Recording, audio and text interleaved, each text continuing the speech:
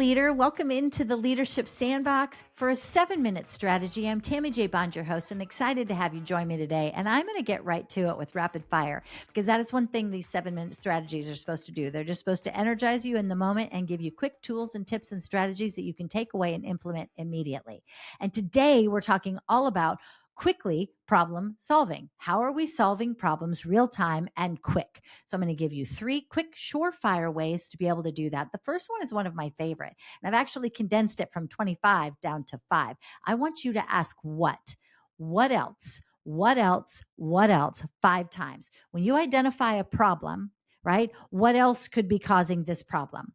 What else could be causing our sales to be down? What else could be causing our clients not to renew with us? What else could be causing our team not to perform at the levels? I want you to ask what else, what else, what else 5 times. You can go a little bit further with it if you want, but you're going to ask it till you're exhausted when you actually feel like I have everything that is causing the problem. We've identified it. We've asked it. You can also use this with the 5 why method. It also works, right? Let's say that sales are off and you're going to ask, why are sales down? Why didn't our team follow up and follow through? Why wasn't the process followed that we put in place, right? You're going to ask why or what else 5 times. What else could we do differently to get underneath, to get to the core? Why is that? Why is that? Because you want to have something, a tool that you can use to quickly get underneath the root of the problem, because what's presenting itself may not actually be the real problem, right?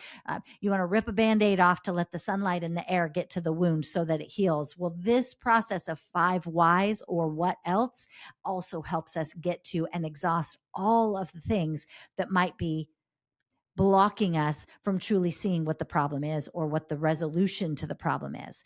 Number 2, here's your second tactic. It's the 80-20 rule. We've all heard about the 80-20 rule. We probably used it in probably wrong ways, but it's about 80% of your results come from 20% of your actions, of your efforts. And this tactic follows or allows us to focus on what really matters, right? It allows us to focus on what really matters. Well, how do we apply the 80-20 rule when it comes to quick problem solving, Tam?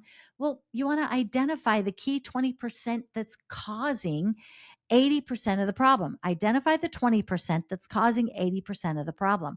When you can get into that is that hone in on, that zero in on the critical factors, then you know what you're going to take action on. But what we tend to do is we look at the whole problem instead of, wait a minute, get underneath it. And the 5 whys, the 5 what else is going to help you to hone in on that 20% of it that's causing that problem, and you're going to get in and solve for the 20%. If productivity is down, as the example, then you're going to identify a few of the tasks that are causing most of the bottlenecks. You're not trying to solve for all of them, but get to the most important ones to open up the space and help get your fix in place. 80-20. 20% is causing 80% of the problems. You want to get to the 20% root causes so that you can solve for the bigger problems. Got it?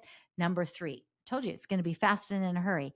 You want to do a speedy SWOT. Now I go into organizations and do SWOT analysis, SWOT assessments with teams and leaders all the time. I love it. I love getting them up on the walls with flip charts and going through our strengths, our weaknesses, our opportunities, and our threats. But have you ever thought to pause for a minute and do it for yourself? Do it on an issue that you're facing. Do it on a challenge in the moment that the team is having in the work environment.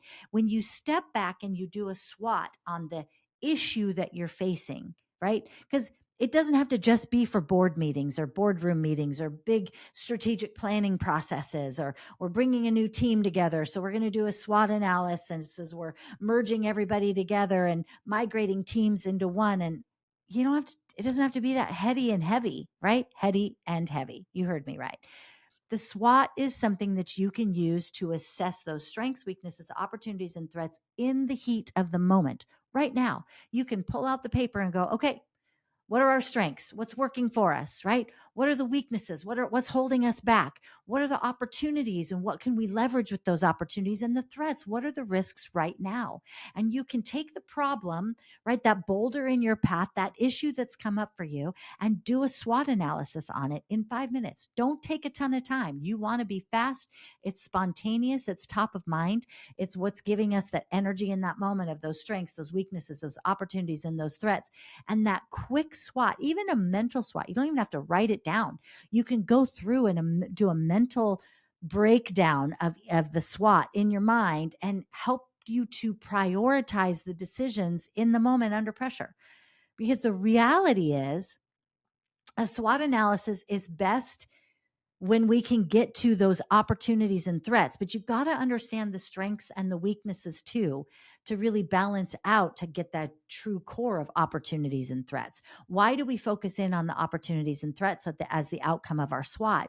Because the opportunities are what we take action on, right? That's that immediate opportunity to leverage quick wins. It's to make a positive movement or progress. Those opportunities are the areas where we can capitalize for favorable conditions, right? The threats, we want to address those threats next after the opportunities. And especially if they're time sensitive or pose any kind of significant risk, right? We want to mitigate threats early, and that helps us to prevent problems from escalating. So when we do that SWOT, and we understand where we're at, so it gets the clarity. Okay, here's our opportunities for this problem or this challenge. Here's our opportunities. Okay, here's our threats, and we're going to address those, because by improving those, it actually optimizes this by optimize. Let me say that different, Tam. By improving those opportunities and tackling the threats, we actually optimize the strengths and improve the weaknesses, right? That's a great way to get into those problem solving moments, capitalizing on the SWOT that we've just done. So there you have it. There's your 3 right there, quick and in a hurry. Do your whys, get to the whys and the what else. Do your 80-20, tackle that 20%, and then do a SWOT. And you can do that in conjunction with each other. You can do them separate from one another, but those are 3 tactics and tools that you can use to get to solving problems quickly in the heat of the moment. Don't get distracted. Just be intentional and get to it. You've got this. Make it a great day. I'll see you next time in the Leadership Sandbox.